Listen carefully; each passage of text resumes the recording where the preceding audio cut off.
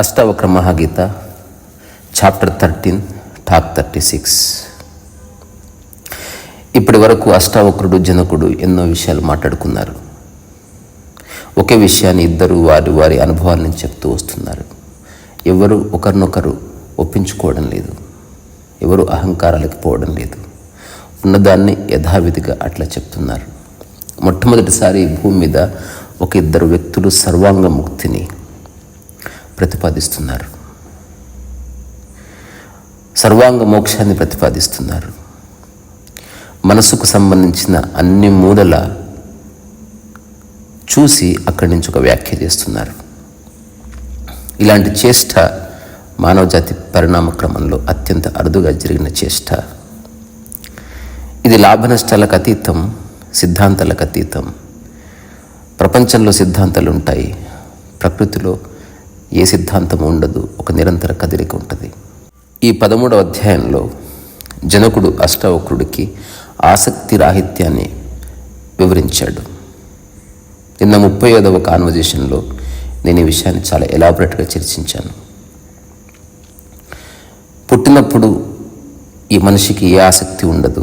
ప్రపంచపు గాలి తగిలిన తర్వాత, ఇంద్రియాలు మెల్లగా పనిచేయడం ఆరంభించిన తర్వాత ఆసక్తి యొక్క ఆవిర్భావం జరుగుతుంది. సో ఒకవేళ మనిషి ప్రపంచంలో లేకపోతే అసలు మనిషికి జీవేచ్ఛ ఉండదు, ప్రత్యేకంగా జీవించాలని ఇచ్చ ఉండదు, గొప్పగా జీవించాలని ఇచ్చ ఉండదు, ఏదో సాధించాలన్న ఇచ్చ ఉండదు, ఏదో పొందాలి, ఏదో త్యజించాలి, ఏదో గ్రహించాలి అన్న ఇచ్చలేమి ఉండవు. ఈ ప్రకృతిలో ఉన్న అన్ని ప్రాణులు ఒక సహజ ఆసక్తి రాహిత్యాన్ని కలిగి ఉంటాయి. ఈ సమస్త ప్రకృతిలో ఉన్న సమస్త ప్రాణకోటి చేసే పనిని మీరు గమనిస్తే ఆ పనిలో ఏ వ్యత్యాసం లేదు. నడుస్తాయి, తింటాయి, అరుస్తాయి, పడుకుంటాయి, మరణిస్తాయి. అవి సాధించేవి లేవు, కోల్పోవి లేవు. కానీ మనిషి తనకున్న ఇంటలెక్చువల్ ప్రొఫౌండిటీ వల్ల తన్ను తాను ఎక్కువ చేసుకోవడానికి రకరకాల సిద్ధాంతాలు ప్రతిపాదించుకొని తనను తానే మోసం చేసుకుంటున్నాడు. మనిషి జన్మ పరమోత్కృష్టమైంది కాబట్టి ఏదో సాధించాలి, అదంతా ప్రపంచంలోనే సాధించాలన్న విషయాన్ని విస్మరిస్తున్నాడు. సో మనిషి యొక్క మనస్సు నిరంతరం ఎక్స్ట్రీమ్స్ మధ్య అట్లా కొట్టుమిట్టాడుతూ ఉంటుంది. అయితే భోగి, లేకపోతే త్యాగి. ఏది సాధించాలని అనుకొని ఏది సాధించలేక చతికిలబడ్డ వాళ్ళు నిరాశతో, ఏదైనా సాధించి ఆ సాధించిన దాన్ని చూసుకొని మురిసిపోయి అట్లా చివరికి వాళ్ళు సాధించింది వేరే వాళ్ళతో పోల్చి చూసుకున్నప్పుడు అసలు దానికే విలువ లేదా అని తెలుసుకొని, దానికే సారం లేదని తెలుసుకొని చతికిలపడ్డ వాళ్ళు మరికొందరు. సో జనకుడు అర్థం కావాలంటే ఒక భోగి అనుభవించే స్థితి ఒక ఎక్స్ట్రీమ్, ఒక త్యాగి అనుభవించే స్థితి మరొక ఎక్స్ట్రీమ్. ఈ రెండింటికి అతీతంగా ఉన్నవాడు జనకుడు. ఒక భోగిని గుర్తుపట్టవచ్చు, ఒక త్యాగిని గుర్తుపట్టవచ్చు. ఈ మధ్య మా మిత్రుడు భూపాల్ని కలవడానికి వాళ్ళ ఇంటికి వెళితే అది చాలా పెద్ద అపార్ట్మెంట్ కాంప్లెక్స్. చాలామంది ధనవంతులంతా ఒక చోట చేరి కట్టుకున్న అపార్ట్మెంట్. ఒకవేళ అందులో రెంట్ తీసుకోవాలనుకుంటే ఆ రెంట్ కాస్ట్ ఒక 2 లక్షల పైగా ఉంటుందని చెప్పాడు. ఒక మనిషి సంవత్సరంలో 2 లక్షలు సంపాదించాలని ఆలోచిస్తాడు, అక్కడ ఒక నెలలో 2 లక్షలు సరదాగా ఖర్చు పెట్టేస్తున్నారు. పెట్టని, ఉన్నవాళ్ళు చేస్తే తప్పేమీ లేదు. కానీ అక్కడ లాబీలో నడుస్తూ ఉండగా ఒక వ్యక్తిని చూశాను. ఆ వ్యక్తి మీద ఒక బంగారు నగల దుకాణంలో ఎన్ని నగలుంటాయో అన్ని నగలున్నాయి. నేను నా పక్కనున్న మిత్రుడితో చెప్పాను, అతన్ని చూస్తే ఏమనిపించింది నీకు అని. అప్పుడు ఆ పక్కనున్న మిత్రుడు చెప్పాడు, అతను చాలా ధనికుడు అని తెలుస్తుంది. సో ధనికుడు అని తనకు తెలియడం వేరు, ధనికుడు అని ప్రపంచం గుర్తించాలనుకోవడం వేరు. భోగి జస్ట్ తను సుఖపడటం లేదు, తన ఇల్లు కట్టుకొని అందులో హాయిగా ఉండాలనుకోవడం లేదు, తన ఇంటిని ఈ ప్రపంచానికి చూపించాలనుకుంటున్నాడు, తన బంగారాన్ని చూపించాలనుకుంటున్నాడు, తన విజయాన్ని చూపించాలనుకుంటున్నాడు, తన అందమైన భార్యని చూపించాలనుకుంటున్నాడు, తన శరీరాన్ని చూపించాలనుకుంటున్నాడు. సో భోగి అనే పదం యొక్క విస్తృతార్థంలోకి గనక వెళితే ఈ ప్రపంచంలో అందరూ ఒకానొక భోగి స్థితిని అనుభవిస్తున్నారు.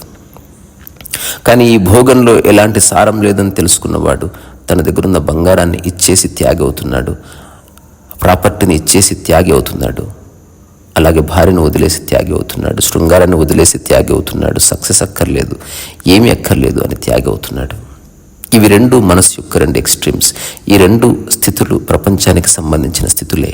ప్రపంచంలో భోగము ఉంది, త్యాగము ఉంది, కానీ ప్రకృతిలో భోగము లేదు, త్యాగము లేదు. ఆధ్యాత్మికత మొత్తం ప్రకృతి పరిభాష. ఈ విషయం నేను కొన్ని వందల వేల సార్లు చెప్పున్నాను, జీవితకాలం చెప్తాను. ఆ కారణంగా ఒక పిట్ట కూసినట్టు. ఎందుకు? ఎప్పుడో ఒకసారి స్ఫురిస్తే అక్కడి నుంచి జీవితాన్ని చూసే దృష్టి మారిపోతుంది. ప్రపంచంలో కర్తాభావన, ప్రకృతి అంటేనే అకర్త భావన. ప్రపంచంలో సాధించడం ఉంది, ప్రకృతిలో సాధించడం అనేది లేనే లేదు. ఈరోజు ఒక మిత్రుడు నాకు ఒక మెసేజ్ పెట్టాడు, ప్రపంచం ప్రకృతి అని మీరు అనవసరంగా కాంప్లెక్స్ చేస్తున్నారని.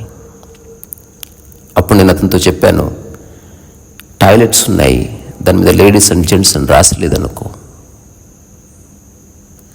ఏదైనా చెప్పడం కాంప్లెక్స్ చేయడం కాదు. నీకు అర్థం కాకపోతే అది కాంప్లెక్స్ అయినట్టు కాదు. నేను డిగ్రీ చదువుతున్నప్పుడు నాకు మ్యాథ్స్ అర్థమయ్యేది కాదు. నాకు మ్యాథమెటిక్స్ చాలా కాంప్లెక్స్ సబ్జెక్టుగా తోచేది. కానీ నా మిత్రుడు సురేష్ చాలా అలవోకగా చేసేవాడు. పుస్తకము మారలేదు, లెక్కలు మారలేదు, అందులో ఉన్న ఏ థీరమ్స్ మారలేదు, జస్ట్ మనసుకు సంబంధించిన వ్యవహారం అంతే. నేను చెప్పింది ఒకరికి అర్థం కాకపోతే అతనికి ఏది అర్థమవుతుందో అది వినాలంతే. అతని దృష్టికోణంలో మొత్తాన్ని వ్యాఖ్య చేయడానికి వీలు లేదు. నీకు అర్థం కానిది అందరికీ అర్థం కాదు అని అనుకోవడం కూడా ఒక పొరపాటు. ఇప్పుడు నేను చెప్తున్నది అందరూ అర్థం చేసుకోవాలని కాదు, నాకు ఇట్లా దారి దొరికింది అని చెప్తున్నాను అంతవరకు. నాది సిద్ధాంతము కాదు, నాది సాంప్రదాయము కాదు, లేదా నేను భవిష్యత్తులో ఆరంభించబోయే ఒక నవ్య మతం అంటూ, ఒక ఆధునిక మానవ సమాజం అంటూ ఏది లేదు. జస్ట్ ఉన్న చోట మనిషి లిబరేట్ అవడానికి ఒక మనిషి ఏం చేయొచ్చు అన్నది నా అనుభవంలో నుంచి ఊరికే మాట్లాడుతున్నాను. జనకుడు అట్లాగే చెప్తున్నాడు. జనకుడి యొక్క రకరకాల సూత్రాలని మనం ఒకచోట సంగ్రహించి ఏకవాక్యాలు కనుక రాస్తే జీవితం యొక్క సమగ్ర సారాంశం అందులో తప్పకుండా ప్రతిఫలిస్తుంది. ఈరోజు ఈ 13వ అధ్యాయంలో జనకుడు చెప్పే మిగతా సూత్రాలను ఒకసారి చూద్దాం. కుత్రాపి ఖేదః కాయస్య జిహ్వా కుత్రాపి ఖీద్యతే మనః కుత్రాపి తత్వ్యాక్త్యా పురుషార్థే స్థితా సుఖం. ఇందులో ఆత్మనిష్ట గురించి చెప్తూ సుఖం గురించి కూడా చెప్తున్నాడు. అసలు ఒక మనిషి కోరుకునేది ఏమిటంటే సుఖమే. అంటే శరీరము ఎఫర్ట్లెస్గా ఉంది, మనసు ఎఫర్ట్లెస్గా ఉంది. ఈ సూత్రంలో జనకుడు అష్టావకృత చెప్తున్నాడు, ఆచార్యవర్య ఒక్కొక్కసారి ఒక్కొక్క చోట దైహిక సుఖాలు, మరొకసారి వాచిక దోషాలు, వైఫల్యాలు, ఆడంబరాలు, ఇంకొకసారి మానసిక క్షోభలు, ఖేదాలు, ఇవి భరించి భరించి విసిగి వేసారి ఈ త్రివిధ వ్యధలు పరిత్యజించి ఏ బాధ మనసుకు అంటనీయకుండా ఇప్పుడు చాలా సుఖంగా ఉన్నాను. ఇప్పుడు చాలా సుఖంగా ఉన్నాను. కుత్రాపి ఖేదః కాయస్య జిహ్వా కుత్రాపి ఖిద్యతే మనః కుత్రాపి తత్వక్త్వా పురుషార్థే స్థిత సుఖం. కాయస్య జిహ్వా మనః, ఈ 3 త్రివిధ వ్యథలు అంటే శరీరానికి సంబంధించినవి, ఆ తర్వాత నాలికకు సంబంధించినవి అంటే వాక్కుకు సంబంధించినవి, ఆ తర్వాత మనః అంటే మనస్సుకు సంబంధించినవి. మనో వాక్క్రియ రాహిత్యం గురించి జనకుడు అష్టావకుడికి చెప్తున్నాడు. సో శరీరం ఉంది. సో శరీరం ఉంది అంటేనే శరీరం అనారోగ్యంతో ఉంది. ఇప్పుడు కాకపోతే ఎప్పుడు ఒకప్పుడు అనారోగ్యం దాని నుంచి బయటపడుతుంది. ఈ ప్రపంచంలో ఉన్న వాళ్ళందరూ ఏదో ఒక సందర్భంలో అనారోగ్యాన్ని అనుభవించిన వాళ్ళే. శరీరంతో ఉండటం అంటే మరణంతో ఉన్నట్లే. తద్వారా శరీరం పట్ల ఇలాంటి అభిమానం అక్కర్లేదు. తద్వారా శరీర సుఖమంటూ శరీర దుఃఖమంటూ ఏది లేదు. ఇది అర్థం చేసుకొని నేను సుఖంగా ఉన్నాను శరీరపరంగా అని జనకుడు చెప్తున్నాడు. ఇక్కడ కొన్ని విషయాలు అర్థం చేసుకోవాలి. ఈ భూమి మీద పుట్టిన ప్రతి ఒక్కరూ ఏదైనా ప్లాన్ చేసుకోవచ్చు, బట్ వాళ్ళ శరీరం నిర్మాణం ఎలా ఉంటుంది, వాళ్ళ ముక్కు ఎట్లా ఉంటుంది, వాళ్ళ చేయి ఎట్లా ఉంటుంది అని ప్లాన్ చేసుకోవడానికి వీల్లేదు. ఈ భూమి మీద ఆరోగ్యంగా ఉన్నవాడు దుఃఖాన్ని అనుభవిస్తున్నాడు, ఆరోగ్యంగా లేనివాడు దుఃఖాన్ని అనుభవిస్తున్నాడు, అందం ఉన్నవాడు దుఃఖాన్ని అనుభవిస్తున్నాడు, అందంగా లేనివాడు దుఃఖాన్ని అనుభవిస్తున్నాడు. ఆరోగ్యంగా ఉన్నవాడు అనారోగ్యంగా ఉన్నవాడు ఇద్దరు దుఃఖాన్ని ఒక్కొక్క పద్ధతిలో అనుభవిస్తున్నారు. ఆరోగ్యంగా ఉన్నవాడు అందంగా ఉన్నవాడు దాన్ని కాపాడుకునే ప్రయత్నంలో దుఃఖాన్ని అనుభవిస్తాడు. ఆరోగ్యంగా లేనివాడు అందంగా లేనివాడు అది లేదన్న బాధతో దుఃఖిస్తాడు. ఈ ప్రపంచంలో ఎందరెందరో గొప్ప గొప్ప సెలబ్రిటీస్ చాలా అద్భుతాలు సాధించి ఎంతో డబ్బు సంపాదించి చివరికి సూసైడ్ చేసుకుని మరణించారు. George Reeves, Robin Williams, Silk Smitha, Prathyusha Banerjee, Marilyn Monroe, Kurt Cobain ఇట్లాంటి వాళ్ళంతా శరీర త్యాగం చేశారు. ఎందుకు? దేన్ని నమ్ముకొని నువ్వు జీవిస్తున్నావో అది చివరికి నిన్ను మోసం చేస్తుంది. దేన్ని నమ్ముకొని నువ్వు పొంగిపోతున్నావో అది చివరికి నిన్ను మోసం చేస్తుంది. అందుకే జనకుడు చెప్తున్నాడు, శరీరం ఒక ప్రారంధం, దాని పని అది చేసుకుంటుంది. దాంట్లో అనవసరంగా మనం సుఖం అనుభవించేది దుఃఖం అనుభవించేది ఏదీ లేదు. శరీరానికి అవసరం భోజనం, శరీరానికి అవసరం శృంగారం, శరీరానికి అవసరం నడక, శరీరానికి అవసరం నిద్ర. అది శరీరం చూసుకుంటుంది. ఒకవేళ శరీరానికి ఏదైనా ఇబ్బంది కలిగితే అది శరీరమే చూసుకుంటుంది. అలాగే శరీరానికి ఏదైనా ఒక సుఖం కలిగితే శరీరం చూసుకుంటుంది. వీటికి అతీతంగా ఒక యోగి జీవితం ఉంటుంది.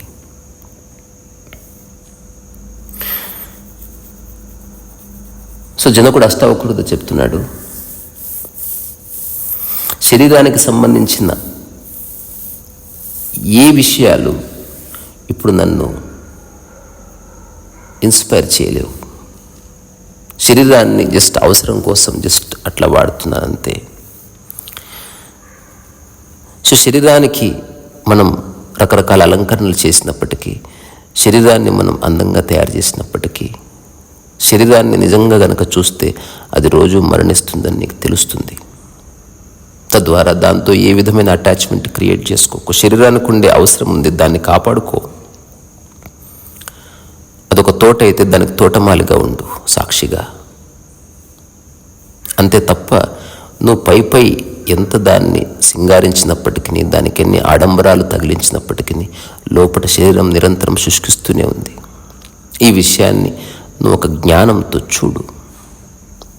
సో జ్ఞానికి అజ్ఞానికి ఉన్న తేడా, జ్ఞాని శృంఖల తెంపేస్తాడు, అజ్ఞాని శృంఖల ఏర్పాటు చేసుకుంటాడు. ఈ ప్రపంచంలో ఉన్న జ్ఞానులు యోగులందరూ ఏకవస్త్రధారులు అవ్వడానికి కారణం ఒకటే, శరీరాన్ని కప్పుకోవడానికి ఒక బట్ట చాలు. సరే, మనం మోడర్న్ వరల్డ్లో ఉన్నాం కాబట్టి శరీరాన్ని కప్పుకోవడానికి ఒక మోడర్న్ బట్ట చాలు. కానీ ఆ బట్టలకి నీ యొక్క అహంకారానికి ముడిపెట్టకు. నువ్వు పెట్టుకునే బొట్టు ప్రపంచిక అవసరం కోసం నువ్వు గుర్తించి పెట్టుకో. అదే సౌందర్యాన్ని ఇనుమడింప చేస్తుంది అని పెట్టుకున్నావనుకో, ఆ సౌందర్యమే నీకు ఏదో ఒకరోజు బాధను క్రియేట్ చేస్తుంది. ఈ మధ్య నాకు పరిచయం ఉన్న ఒక సిస్టర్ ఒక మాట అన్నది. తను దిగిన ఫోటోలు మొబైల్లో చూపిస్తూ, ఒకప్పుడు ఇంట్లో జస్ట్ పౌడర్ ఉండేది.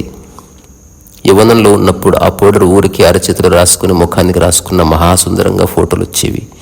ఇప్పుడు నా దగ్గర అన్ని రకాల కాస్మెటిక్స్ ఉన్నాయి, ఎంత మేకప్ చేసినా అందంగా కనిపించడం లేదు అని బాధపడింది. ఏం చేస్తే తిరిగి అందం వస్తుంది?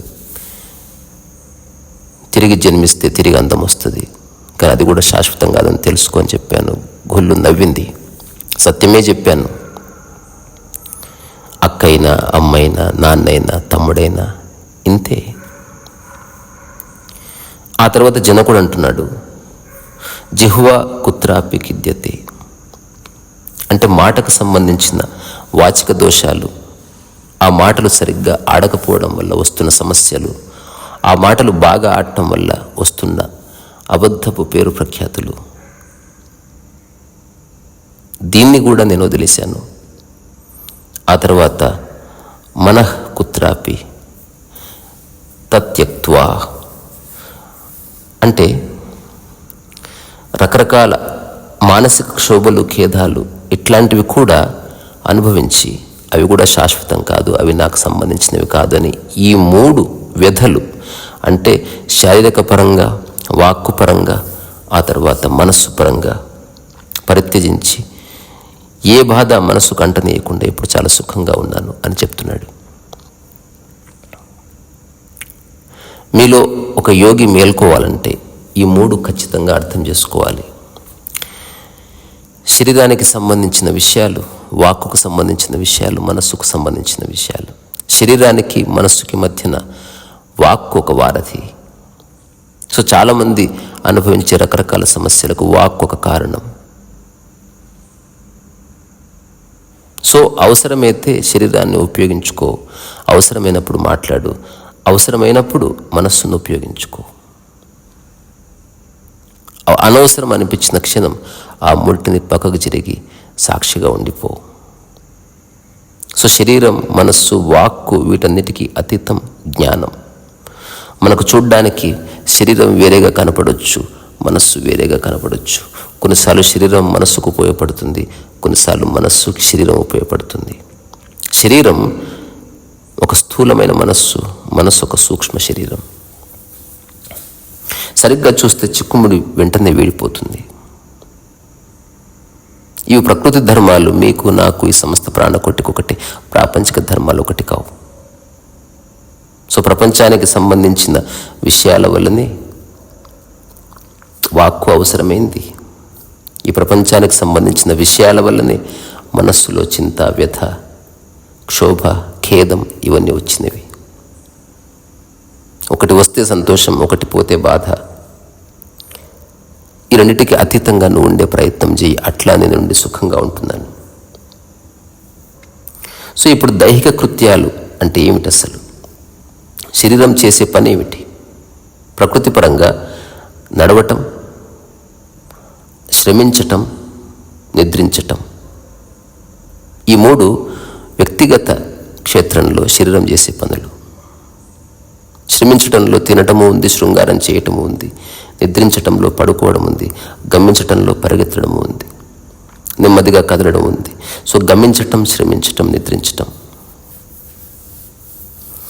కానీ స్వీకరించటం, తిరస్కరించటం అనేవి శరీరం తానంతకు తానుగా చేస్తే అంత మాత్రమే చేయని, దాంట్లో మనస్సు ఇన్వాల్వ్ కావడానికి వీల్లేదు. ఇది చాలా సూక్ష్మమైన మాట. శరీరం స్వీకరిస్తుంది, అట్లాగే శరీరం తిరస్కరిస్తుంది. శరీరానికి సంబంధించినది నోట్లో వేస్తే తిరస్కరిస్తుంది, శరీరం అంగీకరించేది నోట్లో వేస్తే శరీరం స్వీకరిస్తుంది. అట్లాగే ఒక రాయి మీద, ఎత్తుపల్ల మీద శరీరాన్ని కూర్చోబెడితే తిరస్కరిస్తుంది. అట్లాగే ఒక మెత్తటి పరుపు మీద లేదా బల్లపరుపుగా ఉన్న దాని మీద పడుకోబెడితే శరీరం అంగీకరిస్తుంది. అట్లాగే రాళ్ళు, రప్పలు, బురద ఉన్న చోట నడవమన్నప్పుడు శరీరం తిరస్కరిస్తుంది. అట్లాగే సాఫ్ట్గా, హాయిగా పూల తోట మధ్య శరీరం నడవడాన్ని అంగీకరిస్తుంది. సో ఇది మనసుకు సంబంధించిన వ్యవహారం కానియకుండా శరీరానికి సంబంధించిన వ్యవహారంగానే చూడు. శరీరం నడుస్తుంది, దానికి ఇబ్బంది కలుగజేస్తే, ఆ ఇబ్బంది ఉందని శరీరం చెప్తే దాన్ని ఇబ్బంది లేని చోట నడిపించు. అంతవరకు మనసు ఉపయుక్తకారి అయితే అక్కడ మోక్ష స్థితి ఉంది. ఆ తర్వాత జిహ్వా దోషాలు, వాగ్దోషాలు ఏమిటవి? అసత్య భాషణ, ప్రగల్భాలు చెప్పుకోవడం, సాధ్యంగాని వాటిని చెప్పుకోవడం, కఠినోక్తులు చెప్పడం, మిథ్యావాదాల గురించి మాట్లాడడం, ప్రశంసల మాయలో పడిపోవడం, అప్రశంసల మాయలో పడిపోవడం, తర్వాత వాదులాడటం. ఇవన్నీ కూడా వాక్కుకు సంబంధించినవి. శరీరం కదలకుండా ఉన్నప్పటికీ మనసు వల్ల శరీరంలో ఒకానొక భాగం విపరీతంగా పనిచేస్తుంది. అదే మాట అంటే. నా చుట్టూ ఉన్న వాళ్ళు చాలాసార్లు నా దగ్గరికి వచ్చి ఏదో ఒకటి మాట్లాడతారు. నేనేం మాట్లాడకపోతే డిసప్పాయింట్ అవుతారు. ఏంది అంత దూరం నుంచి వస్తే ఏం మాట్లాడవు అంటారు. నేను అంటాను, అసలు ఊరికే వచ్చావు, ఊరికే ఉండు. అసలు ఒకరినొకరు చూసుకోవడం కూడా అనవసరం. ఏ శరీరానికి ఒక వ్యక్తిని మాటి మాటికి చూడడం, ఎక్కువసేపు చూడడం ఇష్టం ఉండదు. శరీర ధర్మాన్ని సరిగ్గా అర్థం చేసుకుంటే లిబరేషన్ చాలా తొందరగా నీ జీవితంలోకి ప్రవేశిస్తుంది. జస్ట్ కిటికీ తెరిస్తే కాంతి వచ్చినట్టు ఈ చిన్న విషయాన్ని అర్థం చేసుకుంటే నీ జీవితంలో కాంతి వస్తుంది. సో మనిషి నిరంతరం జిహ్వను వాడుకొని అబద్ధాలు చెప్తున్నాడు, అసత్య భాషణలు చేస్తున్నాడు, తన గురించి తాను గొప్పగా చెప్పుకుంటున్నాడు, లేనిపోని ఛాలెంజ్లు చేస్తున్నాడు. ఎవరెవరో చెప్పిన సిద్ధాంతాలు తనవనుకొని అక్కడి నుంచి తను మాట్లాడుతున్నాడు. తను ప్రశంస కోరుకుంటున్నాడు, ప్రశంస రాకపోతే బాధపడుతున్నాడు, తిడుతున్నాడు, తిట్టించుకుంటున్నాడు.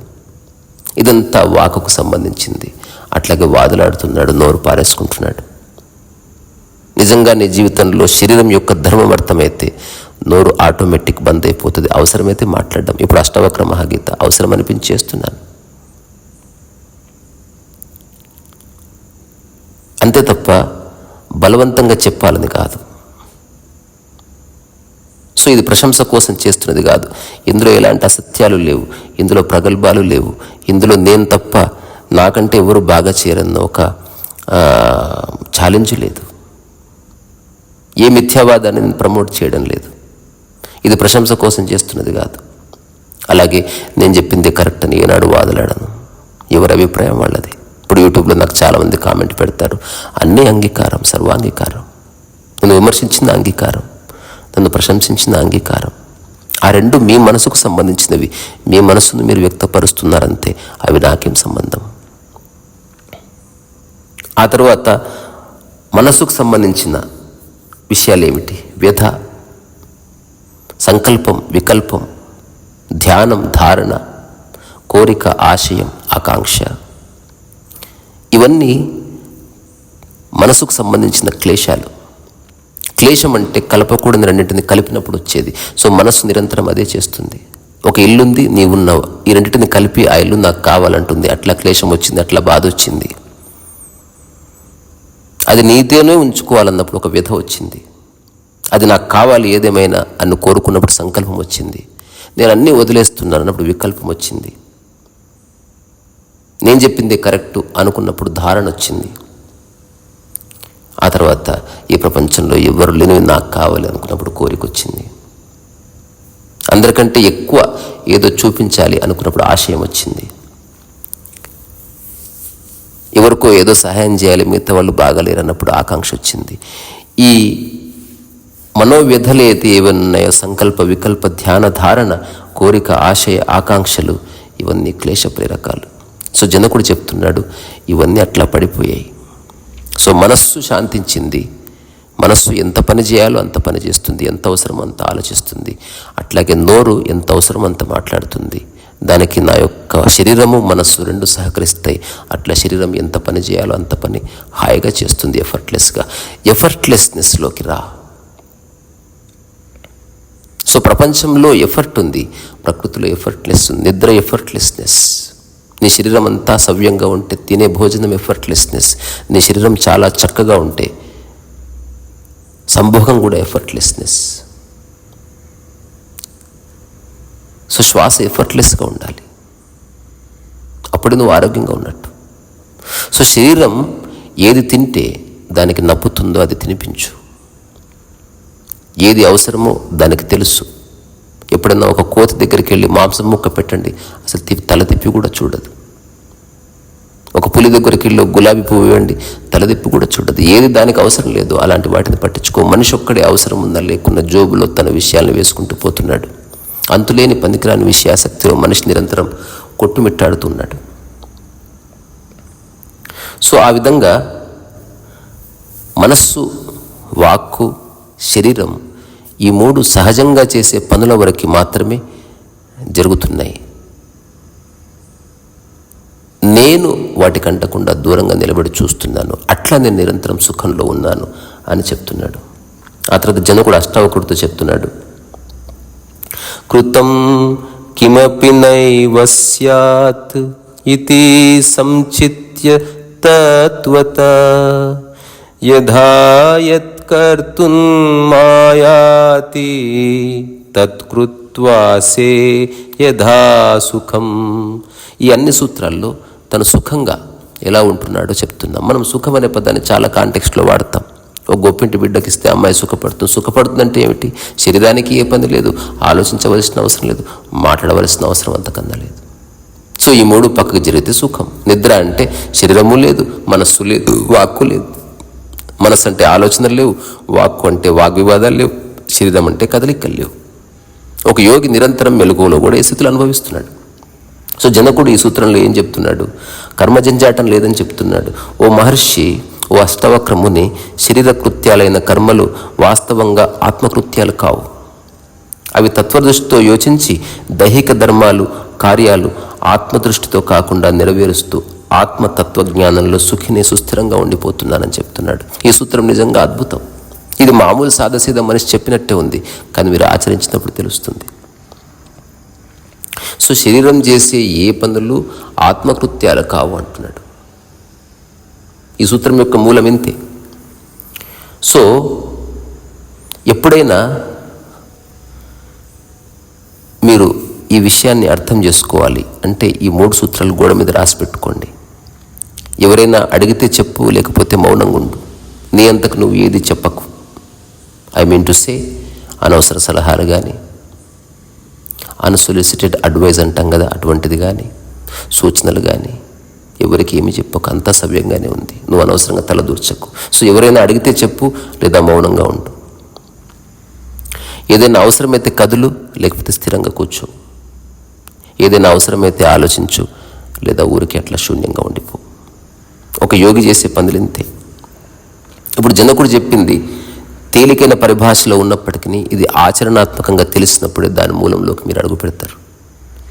శరీర కృత్యాలైన కర్మలు వాస్తవంగా ఆత్మకృత్యాలు కావు. సో శరీరం, ఆత్మ 2 సపరేట్ థింగ్స్. మూలానికి ఇవేవి అంటుకో. మూలానికి మనసు అంటుకోదు, వాక్ అంటుకోదు, శరీరం అంటుకోదు.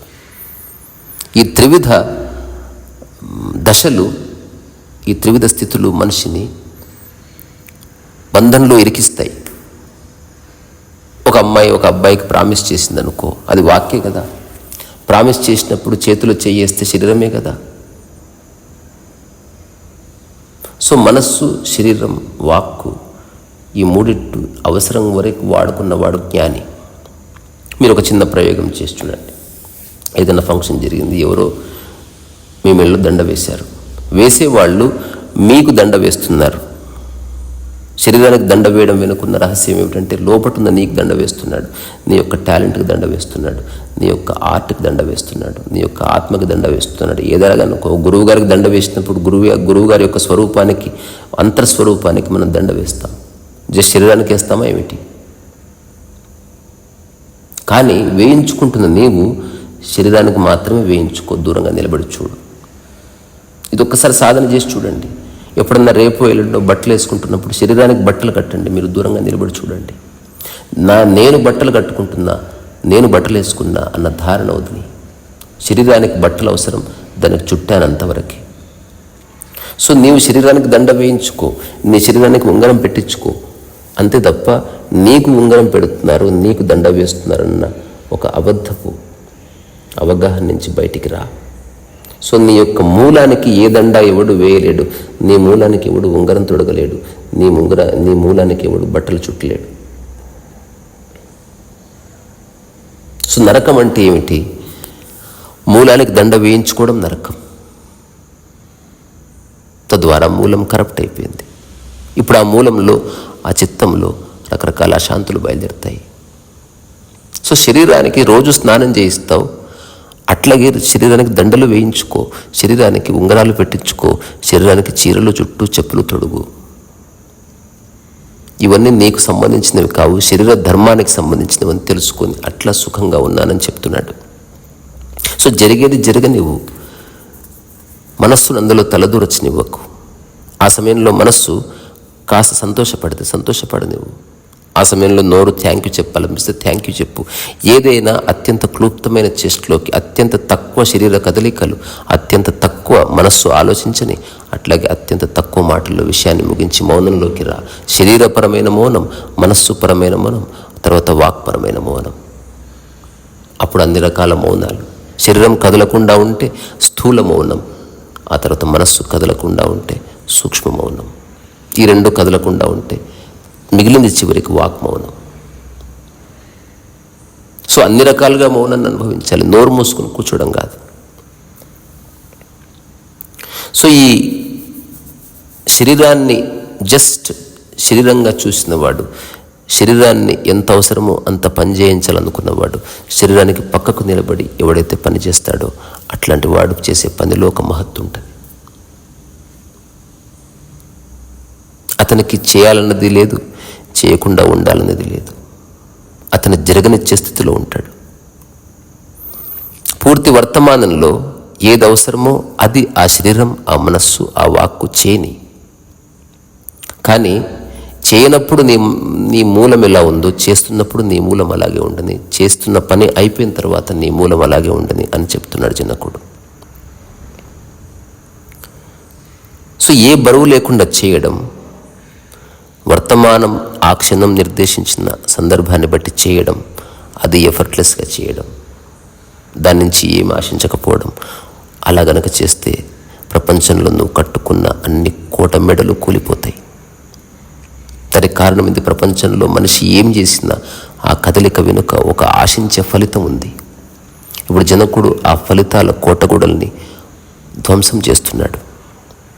ఇది వినడానికి చాలా తేలిగ్గా అనిపించవచ్చు, ఆచరిస్తున్నప్పుడు తెలుస్తుంది అంత ఈజీ కాదు. సో శరీర ఇంద్రియ కృత్యాలు ఆత్మకృత్యాలు కానే కావు. ఇట్లా ఒక్కసారి చూశాను. అన్నపానాలు నిత్యకృత్యాలు అహంకార రహితంగా, నిష్కామంగా, కర్తృత్వరహితంగా, తాను చేయకుండా తన ప్రమేయం లేకుండా జరిగిపోతున్నాయి అని తెలుసుకున్న నేను నిరంతరం సుఖంలో ఉన్నా అంటున్నాడు. ఆ తర్వాత జనకుడు అష్టావకుడితో చెప్తున్నాడు, కర్మ నైష్కర్మ నిర్బంధ భావాదేహాస్తయోగిన సంయోగాయోగ విరహాత్ అహమాసే యథా సుఖం. ఇందులో జనకుడు చెప్తున్నాడు అష్టావక్రుడితో, దేహభ్రాంతి ఎవరికైతే ఉంటుందో వారికి, అహంకార మమకార వ్యామోహాలు ఉన్నవారికి సత్కర్మ ఉంటుంది, దుష్కర్మ కూడా ఉంటుంది. ఇది చేయదగింది, ఇది చేయకూడదు అనే రకరకాల భేదాలు, వాదనలు ఉంటాయి. అట్లా ఇచ్చలు పనిచేస్తుంటాయి. దేహభ్రాంతి లేని వారికి ఆసక్తి, పట్టుదల, వాంఛ, ఆపేక్ష ఉండవు కదా అంటున్నాడు. ఈ 4 లేనివాడు ఎవరు? రమణ మహర్షిని ఒక్కసారి చూడండి. ఆసక్తి ఉండదు, పట్టుదల ఉండదు, వాంఛ ఉండదు, ఆపేక్ష ఉండదు.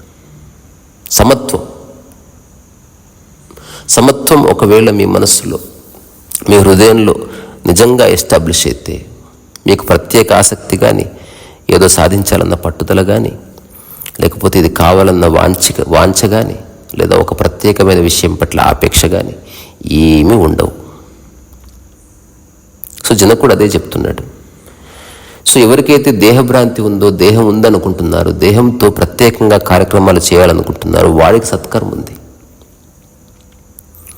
సో అట్లాంటి వాళ్ళ మధ్యన ఒక యోగి ఉన్నప్పుడు కొన్నిసార్లు అతను అట్లాంటి చేష్టలు చేయవలసి వస్తుంది. ఎప్పుడన్నా ప్రసాదం ఇస్తే ఆ ప్రసాదం కళ్ళకద్దుకొని తినడం వెనుకున్న మహారహస్యం ఏమిటి అసలు? ప్రతి చిన్న చేష్టలోనూ నీ యొక్క మానసిక స్థితి అట్లా కనిపిస్తూ ఉంటుంది. ఎప్పుడన్నా ఈ సినిమా చూడండి, ఆంఖే దేఖి. అందులో హీరో ఒక ప్రౌఢ క్యారెక్టర్, ఒక 50 సంవత్సరాలు ఉంటాయి, పెద్ద కూతురు, భార్య, తమ్ముడి భార్య, పిల్లలంతా కలిసి ఉంటారు. అతను ఎవరెవరో చెప్పినవి నమ్మి జీవించే వ్యక్తి. ఒకసారి హఠాత్తుగా నిర్ణయించుకుంటాడు, ఇక మీదట నా కళ్ళతో నేను చూసింది దాన్ని మాత్రమే నేను చూస్తాను, నమ్ముతాను తప్ప ఎవరెవరో చెప్పింది ఇక నమ్మని అనుకుంటాడు. ఆ తర్వాత పొద్దున్నే ఆఫీస్కి బయలుదేరుతూ మొట్టమొదటిసారి తన కళ్ళతో తన వీధిని చూస్తాడు, ఆశ్చర్యపోతాడు. ఎందుకంటే అన్ని సంవత్సరాల్లో ఏనాడు తలెత్తి ఆర్కిటెక్చర్ని కానీ, ఆ వీధిని కానీ, ఆ వీధిలో జరుగుతున్న డెవలప్మెంట్ కానీ చూడనే లేదు. Taken for granted approach. అలా వెళ్తున్నప్పుడు ఒక దేవాలయం కనిపిస్తుంది. మొట్టమొదటిసారి దేవాలయాన్ని దాటుకొని పోతుంటే పూజారి పిలుస్తాడు, ఏయ్ ప్రతిరోజు మొక్కిపోయేవాడివి ఏమైంది అని. ఊరికి వచ్చి నిలబడతాడు. ఆ తర్వాత ఇప్పుడే పూజ అయిపోయింది, ప్రసాదం తీసుకో అని ప్రసాదం ఇస్తాడు. అతను చూసి, ప్రసాదం కాదు, యాక్చువల్లీ ఇది మన ఈ పక్కనున్న షాపులో దొరికే మిఠాయి, ఇది మిఠాయి, చాలా మంచి మిఠాయి, బాగుంది అంటాడు. లేదు లేదు ఇది ప్రసాదం అంటాడు అతను. అది నీకు, నాకు జస్ట్ మిఠాయి అంటాడు. సో ఆ క్షణం నుంచి తను ప్రతి దాంట్లోనూ అందాన్ని చూస్తాడు. దానికి కారణం ఏమిటి? ఒకటి మరొక దానితో పోల్చకపోతే ఉన్నదేదో అది అందంగానే ఉంది. నువ్వు వేరే వాళ్ళతో పోల్చుకోకపోతే శరీరం ఎలా కదలాలో అలా కదులుతుంది. వేరే వాళ్ళతో పోల్చుకోకపోతే ప్రపంచానికి నువ్వు ఇచ్చే సలహా కానీ నీ వాక్కులో ఒక ఇంబ్యాలెన్స్ కానీ ఉండే అవకాశం లేదు. సత్యంలో ఉండడం అంటే ఎంత అవసరమో అంత అవసరం కోసం చేసి దానికి అంటనట్టు ఉండడం, ఫలితాన్ని ఆశించకపోవడం, నీ గురించి నువ్వు గొప్పలు చెప్పుకోకపోవడం, నువ్వు ఒక స్పెషల్ పర్సన్ అని నువ్వు అనుకోకపోవడం, ఎవరైనా అనుకుంటే అది వాళ్ళ ఇంటెలిజెన్స్ అని గుర్తించడం, నీ మెడలో దండ వేస్తే దండ శరీరానికి వేశారని గుర్తించడం, ఆలోచన చేస్తే వర్తమానంలో వచ్చిన సందర్భాన్ని బట్టి దానికి తగ్గ ఆలోచన చేస్తున్నావు కానీ నువ్వు చేసే ప్రత్యేకమైన ఆలోచన కానీ ఆలోచనలు రంగరించి ఒకనొక రిఫైన్డ్ థాట్తో క్రియేట్ చేసే సిద్ధాంతం కానీ ఏది లేదని గుర్తించడం. సో జనకుడు అంటున్నాడు, నాకు ఇది సత్కర్మ, ఇది చేయదగ్గది, ఇది దుష్కర్మ, ఇది చేయకూడదు, అలాంటివి ఏమీ లేవు. కర్మ లేదు, సత్కర్మ అసలే లేదు. కర్తనే లేనప్పుడు కర్మ ఎక్కడిది? కానీ ప్రారబ్ధవశం చేత శరీరం చేసే పనులు శరీరం సందర్భవశాత్తు చేయవలసి ఉంది, అవి చేస్తుంది ఎలాగూ. దాంతో నాకే సంబంధం లేదు, ఆత్మను దానికి ముడిపెట్టలేదు. అట్లాగే నాకు దేహభ్రాంతి పోయింది కాబట్టి దేహానికి సంబంధించిన ఏ ప్రత్యేకమైన ఆసక్తి కానీ, దేహానికి సంబంధించిన పట్టుదల, వాంఛ, అపేక్ష, బరువు ఇవన్నీ పోయాయి. బిగువు పోయింది, బిగుతు పోయింది. ఆ తర్వాత జనకుడు అష్టవకుడితో అంటున్నాడు, అర్థానర్థౌ నమే స్థిత్యా గత్యానాశయనేన వా తిష్టన్ గచ్చన్ స్వప్నం తస్మాత్ అహమాసే యదా సుఖం. ఇది చాలా అద్భుతమైన సూత్రం. ఇది ప్యూర్లీ జెన్ ఫిలాసఫీ మొత్తం ఈ చిన్న సూత్రం యొక్క కోర్ మీద ఆధారపడి ఎస్టాబ్లిష్ అయింది. జనకుడు అష్టావకుడితో చెప్తున్నాడు, ఓ గురుదేవ, నాకు ఏ స్థితిలోనూ నడిచేటప్పుడు కానీ పడుకున్నప్పుడు కానీ అర్థానర్థాలు ఏమీ లేవు. అందువల్ల స్థిరభావంతో చరిస్తుంటాను, క్షీణిస్తుంటాను, సదా సుఖంగానే ఉంటుంది. లౌకిక వ్యవహారాలైనా తినటం, తిరగటం, నిద్రించటం, కూర్చోవటం, ఈ మొదలైన నిత్యకృత్యాల వల్ల నాకు హాని లేదు, లాభము లేదు, నష్టము లేదు. నేను ఆ స్థితిలో స్థిరంగా ఉండగలను, ఉంటున్నానన్నాడు. ఎంత ప్లెయిన్ లాంగ్వేజ్! నిజానికి ఈ మాటలు ఎవరైనా చెప్పగలరు. ఆచరించి చెప్పినప్పుడు ఒక సహజమైన భాషా సౌందర్యం, అందులో స్పష్టత, క్లుప్తత, ఒక సరళత ఉంటుంది. ఎవరైతే ఆచరించకుండా ఓన్లీ సైకలాజికల్ రంగంలో చెప్తున్నాడో వాడు చెప్పే దాంట్లో చాలా భాషా పటోటోపం, పాండిత్యం, గొప్ప గొప్ప పదాలు, క్లిష్టమైన పదాలు, పదబంధాలు ఇవన్నీ చెప్పవలసి వస్తుంది. ఎందుకంటే అది నీ అనుభవం కాదు కాబట్టి. ఒక అడ్రస్ చెప్పినప్పుడు నువ్వు ఎంత తేలిగ్గా చెప్పాలనుకుంటావు, అట్లాగే జనకుడు తన అనుభవాన్ని తేలికనే పరిభాషలోనే చెప్తున్నాడు. ఆధ్యాత్మికతకు సంబంధించిన విషయాలు ఎవడన్నా ఇలా చెప్తాడా? నడిచేటప్పుడు కానీ పడుకున్నప్పుడు కానీ అర్థాలు ఏమీ లేవు. అంటే ఏం చెప్తున్నాడు? నాకు గురుదేవా, నాకు మెలకువైనా ఒకటి, నిద్ర అయినా ఒకటి. మెలకువలో ఉన్న స్థితి నాది, నిద్రలో ఉన్న స్థితి నాది. ఆ రెంటిలోనూ ఏ మార్పు లేదు. ఎందుకంటే మనసులో విక్షిప్తాలే లేనప్పుడు మెలకువలోనూ ఆలోచనలు లేవు, నిద్రలోనూ ఆలోచనలు లేవు. మెలకువలోనూ శరీరం స్థిరంగానే ఉంది, నిద్రలోనూ శరీరం స్థిరంగానే ఉంది. మెలకువలోనూ మౌనంగానే ఉన్నాను, నిద్రలోనూ మౌనంగా ఉన్నాను. సో నిద్రపోవాలనిపిస్తే నిద్రపో, పడుకోవాలనిపిస్తే పడుకో, నడవాలనిపిస్తే నడువు, మాట్లాడాలని అనిపిస్తే మాట్లాడు. అనిపించడం అంటే ఆ సందర్భం నిర్ణయిస్తుంది. హఠాత్తుగా వరదలు వచ్చాయి, ఆ టైంలో అరవాలి, కేకలేయాలి. కానీ అందరూ మామూలుగా ఇళ్లలో అరుపులు, కేకలు ఎందుకు వేస్తారో తెలియదు, గట్టిగా ఎందుకు మాట్లాడుకుంటారో తెలియదు. గుసగుసలాడితే పనులు జరిగిపోతాయి, చెప్పుకున్నదే మళ్ళీ మళ్ళీ చెప్పుకుంటారు. ఒకరినొకరు బలవంతం చేసుకుంటారు, ఒప్పించుకుంటారు. ఇదంతా అనవసరం. దానికి కారణం ఏంటి? ఇలాంటి ఏకరూపత లేని మనస్సుల మధ్య నిరంతరం యుద్ధం నడుస్తుంది. నేను నా భోజ కవితా ప్రక్రియ అనే పుస్తకంలో ఈ మాట రాసుకున్నాను. ఒక 2 శరీరాలు, ఆ 2 చేతులు షేక్ హ్యాండ్ ఇచ్చుకునే లోపు ఆలోచనలు తలలు పలగొట్టుకుంటాయి. సో ఒక ఇద్దరు దూరమే ఉండొచ్చు, మనసుల మధ్య యుద్ధం నడుస్తూ ఉంటుంది. ఆ తర్వాత వాగ్వివాదం స్టార్ట్ అవుతుంది. ఆ తర్వాత శరీరాలు యుద్ధం చేసుకుంటాయి. సో ఈ భూమి మీద 3 రకాల యుద్ధాలు ఉన్నాయి. ప్రచ్ఛన్న యుద్ధం అంటే మానసిక క్షేత్రంలో జరుగుతుంది. ప్రత్యక్ష యుద్ధం శరీర క్షేత్రంలో జరుగుతుంది. ఆ తర్వాత ఇప్పుడు వచ్చిన ఇంటలెక్చువల్ వార్ఫేర్ మాటల ద్వారా జరుగుతుంది.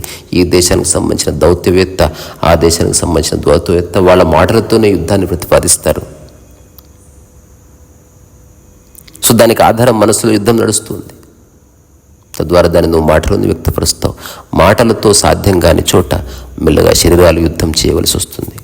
అప్పుడే ప్రాణత్యాగం, ప్రాణ నష్టం ఇదంతా జరిగేది, ఆస్తి నష్టం జరిగేది.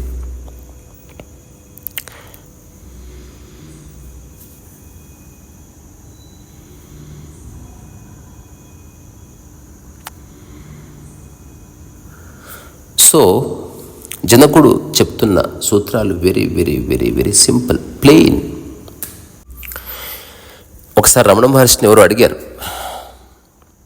ప్రయాణం గురించి. అప్పుడు రమణ మహర్షి చెప్పాడు, నువ్వు నడిచినా, పరిగెత్తినా, ఫ్లైట్లో పోయినా, ఎక్కడికి పోయినా కదలకుండా ఉన్న దానితో పట్టుకొని ఉండు.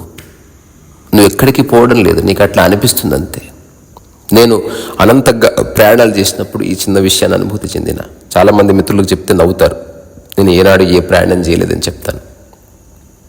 దానికి కారణం ఏంటి? ఇంట్లో కూర్చొని ఉన్నా, తర్వాత కారులో కూర్చొని ఉన్నా, ఆ తర్వాత ఫ్లైట్లో కూర్చొని ఉన్నా, తర్వాత మళ్ళీ హోటల్ రూమ్లో కూర్చొని ఉన్నా, వేదిక మీద కూర్చొని ఉన్నా, అన్ని చోట్ల కూర్చొని ఉన్నా. చుట్టుపక్కల యాంబియన్స్ మారుతుంది, నేను ఎక్కడ మారుతున్నా. సో ఇప్పుడు జనకుడు చెప్తున్నది అదే, నడుస్తున్నప్పుడు కానీ పడుకున్నప్పుడు కానీ అర్థాలు ఏమీ లేవు. అందువల్ల స్థిరభావంతో చరిస్తుంటాను, పడుకుంటాను, ఎప్పుడు సుఖంగానే ఉంటుంది నాకు. సో లౌకిక వ్యవహారాలు ఏమిటవి? తినటం, తిరగటం, నిద్రించటం, కూర్చోవడం. సో ఇవి 4 జెన్ ప్రిన్సిపుల్స్గా చెప్తారు. ఒక గ్రేట్ జెన్ మాస్టర్ బొకోజుని అడిగినప్పుడు, మీరు ఎన్లైటెండ్ కదా, మీరు ఏం చేస్తారంటే, ఆకలి అయితే తింటాను, నిద్ర వస్తే పడుకుంటాను, లేదా నడుస్తాను, లేదా కూర్చుంటాను.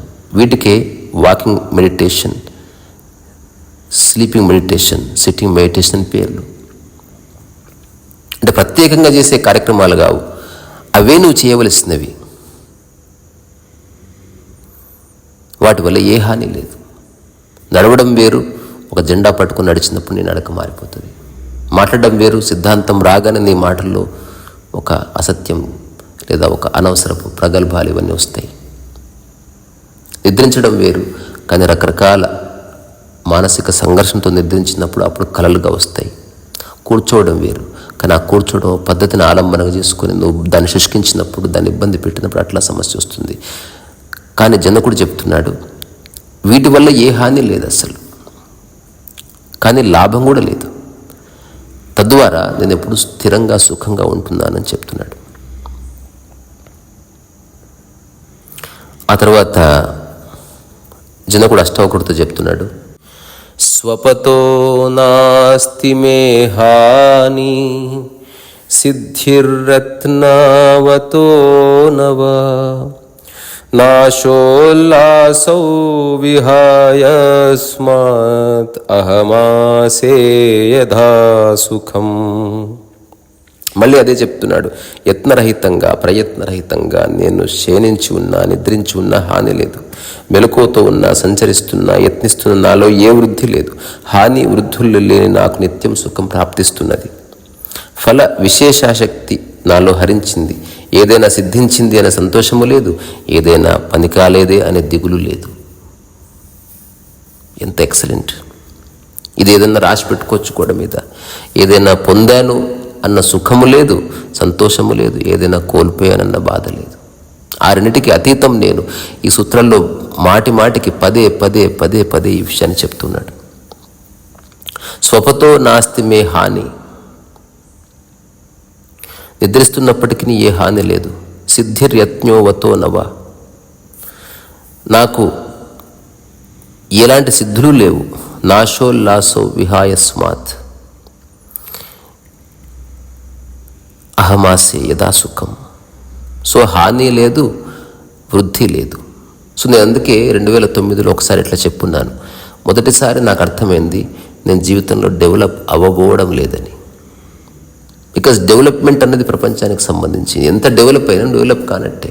ఇప్పుడు డబ్బు పరంగా నువ్వు ఒక ఫ్లాట్ కొనుక్కున్నావు, సొంత కారు కొనుక్కున్నావు, స్టిల్ కంపారిజన్ రాగానే నువ్వు ఏ డెవలప్మెంట్ కాలేదు. ఎలాన్ మస్క్ ముందు, ఒక బిల్ గేట్స్ ముందు, లేకపోతే వారెన్ బఫెట్ ముందు నువ్వు బీదవాడివే. సో పోలిక కనుక వస్తే దేర్ ఈజ్ నో డెవలప్మెంట్. ఇంకా డెవలప్ కావాల్సిన సందర్భం చాలా ఉంది.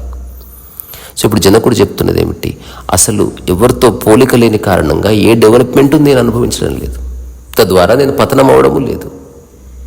శరీరాన్ని, మనస్సుని, వాక్కుని జస్ట్ వాటి అవసరాలకు ఉపయోగించుకుంటుందని రకరకాలుగా చెప్తున్నాడు. సో ఏదైనా సిద్ధించిందన్న సంతోషం లేదు, ఏదైనా పని కాలేదన్న దిగులు లేదు. ఇదంతా ఎప్పుడు వస్తుంది అంటే వేరే వాళ్ళతో పోల్చుకోవడం వల్లే వస్తుంది. ఎవరైనా ఒక యోగి లక్షణం గలవాడు ఉన్నాడు అనుకో, అతనికి నువ్వు ఒక కారు ఇచ్చినా ఊరికే చూస్తాడు. తన దగ్గర ఉన్న ఒక బట్ట తీసుకొని పోయినా ఊరికే చూస్తాడు. తనకు అవసరమైతే దాన్ని అట్లా ఉంచుకుంటాడు, అంతవరకు. మమకారం అంటూ ఏది లేదు. సో ఇప్పుడు జనకుడు చెప్తున్నవన్నీ మనో నిర్మూలన సూత్రాలు, శరీర భ్రాంతి సూత్రాలు, శరీర భ్రాంతి నుంచి బయటికి తీసుకొచ్చే సూత్రాలు.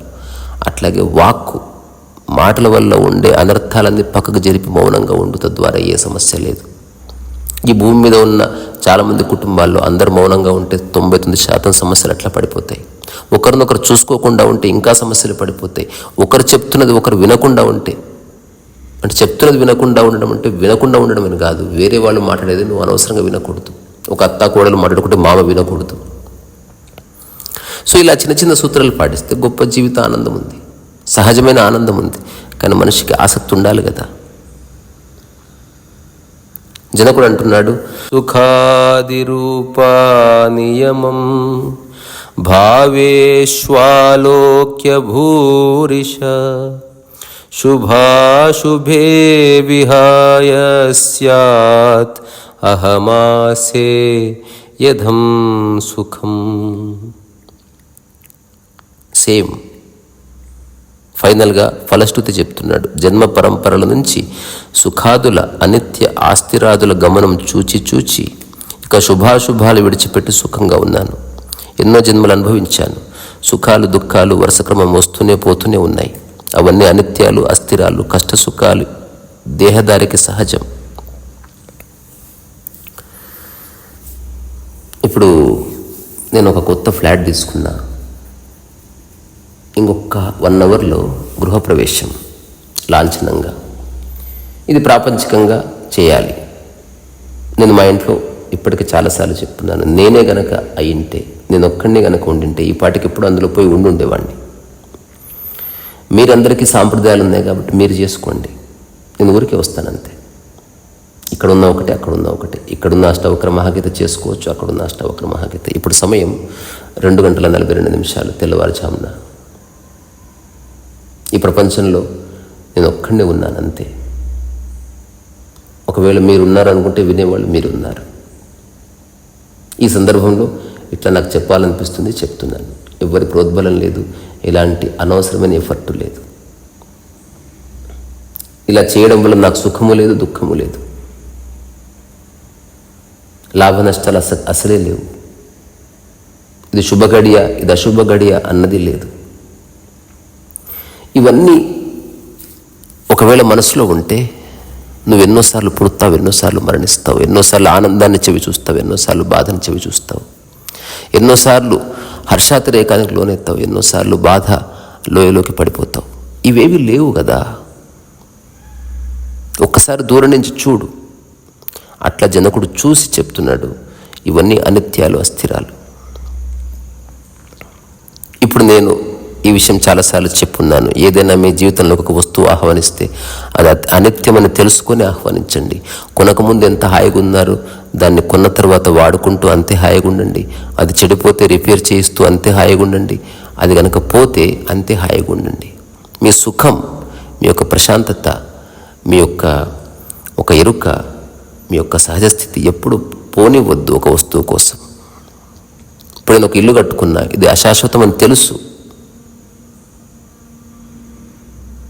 తద్వారా ఇందులో ఉంటున్నప్పటికీ ఇందులో లేనట్టే. నా అసోసియేషన్ భూమితోనే తప్ప, ఆకాశంతోనే తప్ప, ఇళ్లతోని కాదు. అలాగని నేను ఎవరిని నమ్మించలేను. ఇదంతా ఒక సంపూర్ణ అవగాహన నుంచి చెప్తున్న మాటలే తప్ప ఎవరు నమ్మించడానికి కాదు. సో ఇప్పుడు ఉన్నవన్నీ పోయినా ఏ బాధ లేదు. ఎందుకు? అవన్నీ అనిత్యం అని తెలుసుకున్నాడు. విపశ్యన మూల సూత్రం. ఇంపర్మినెంట్, ద లా ఆఫ్ ఇంపర్మినెన్స్. ఏది ఇక్కడ శాశ్వతంగా ఉండబోవడం లేదు, నీతో సహా. సో ఒక అశాశ్వతుడైన మనిషి ఇంకొక అశాశ్వతమైనటువంటి ఒకానొక వస్తువుని తన జీవితంలోకి ఆహ్వానిస్తున్నాడు. సో శాశ్వతంగా ఉండేది నీ సాక్షి భావన ఒక్కటే. సో సాక్షి నీవని తెలుసుకొని అట్లా హాయిగా రమించు. ఈ క్షణం నేను ఇలా కూర్చుంటే నా కాళ్ళ మీద 100 దోమలు ఉన్నాయి, కానీ అవి ఏ ఇబ్బంది కలగజేయడం లేదు. గోడ మీద కూర్చుని ఉన్నట్టు నా కాళ్ళ మీద కూర్చున్నట్టు తెలుస్తుంది. నిజంగా అవి కరిస్తే ఈ పాటికి ఎంతో ఇబ్బంది కలిగి ఉండేదేమో. శరీరం పని శరీరం చేస్తుంది. ఒకవేళ శరీరానికి ఇబ్బంది అయితే శరీరం తను తాను ఒప్పుకుంటుంది, మన ప్రమేయం అక్కర్లేదు. నిద్రలో దోమ గరిస్తే నువ్వు ఊపుతావేమన్నా నీ కాల్ని, శరీరమే ఒప్పుకుంటుంది. సరే, దాని సంకేతాలు మనసుకు వెళ్ళి ఉండవచ్చు. సో శరీరానికి మనసు ఎంత కోఆపరేట్ చేయాలో అంత కోఆపరేషన్ పక్కకు జరుగుతుంది. జనకుడు చెప్తున్నది అంతే. అవసరమైన మేరకు మాట్లాడు, లేకపోతే మౌనంగా ఉండు.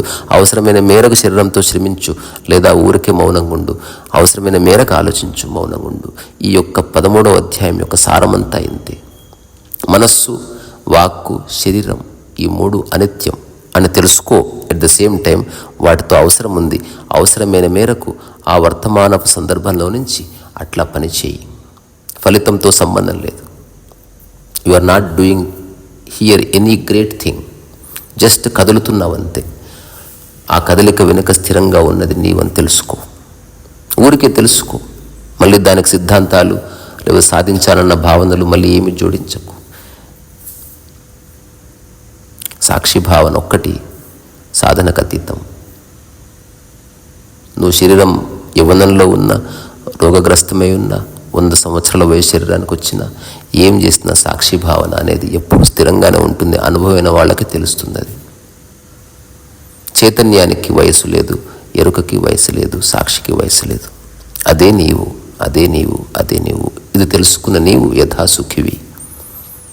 ఇది తెలుసుకున్న నీవు విశ్వసాక్షి సుఖీభవ. సమస్త విశ్వాన్ని సాక్షిగా చూస్తావు. మిగతా అన్నిటినీ ప్రారంధం మేరకు, అవసరం మేరకు వాడుకుంటావు. ఆ సందర్భాన్ని బట్టి వరదలు వస్తే ఆ సందర్భంలో ఈదవలసి వస్తే ఈదుతావు. ఎండాకాలం వస్తే చొక్కా ఇప్పి ఆరుబయట పడుకుంటావు.